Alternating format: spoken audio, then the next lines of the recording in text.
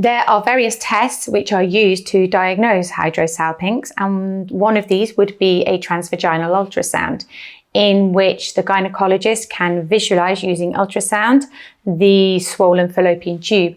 However, this is not always the best diagnostic percent and gives about 15% accuracy. Hysterosalpingography is the most commonly used technique to see if there's an obstruction in the fallopian tubes, in which a special dye is inserted into the female reproductive system and then observed via x-rays to see if there is a blockage in the tubes within the system. Laparoscopy is a more invasive way of looking if there is a hydrosalpinx, as it requires a surgical incision and then using a special camera to visualize the area.